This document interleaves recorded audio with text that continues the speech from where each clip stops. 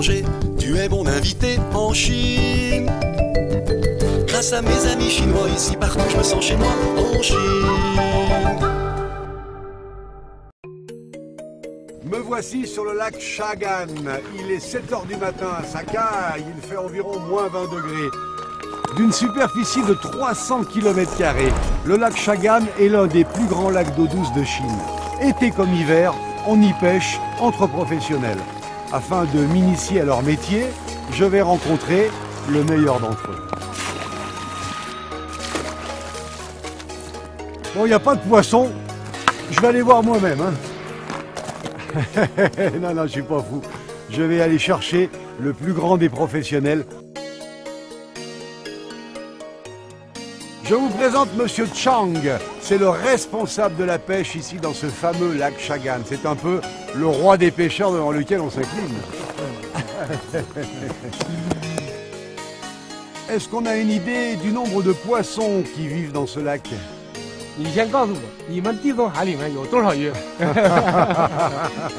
Recensement compliqué, oui.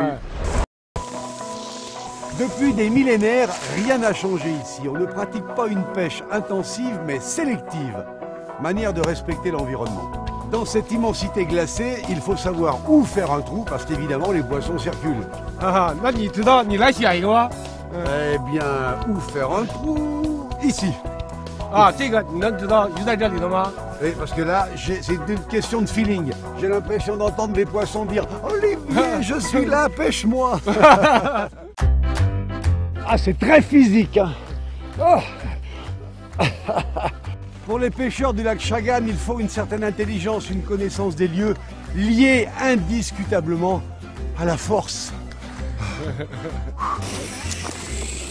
Chang vient de nous expliquer cette stratégie de pêche inspirée de l'art de la guerre de Sun Tzu, attaquer des deux côtés. Redoutable.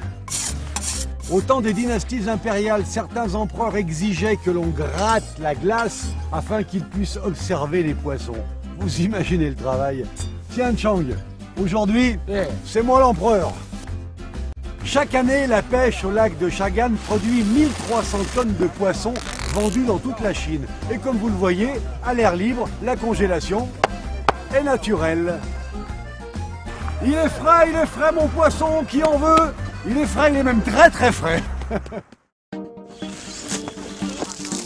Chaque hiver, dans le premier filet que l'on retire du lac Chagan, le plus gros des poissons est vendu aux enchères.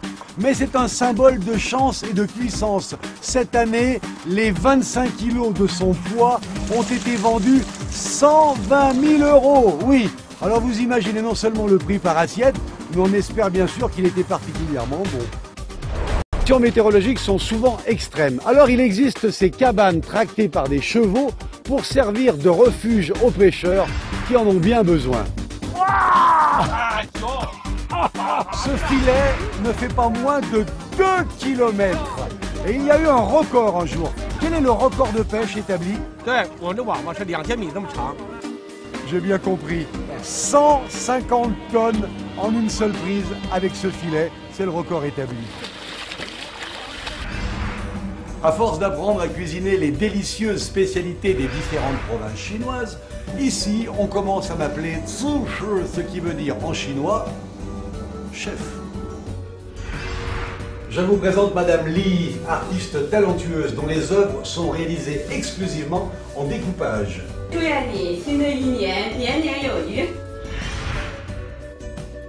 Ah oui, ce sont des tout petits poissons qu'on appelle également ici les clous de bateau, parce que ça ressemble à des clous en bois qu'on trouve sur les bateaux. C'est puissant comme goût quand même. Et ici, dans cette région, on mange du poisson et encore du poisson. Au bout de quelques jours, je vais avoir des nageoires qui vont pousser dans le dos.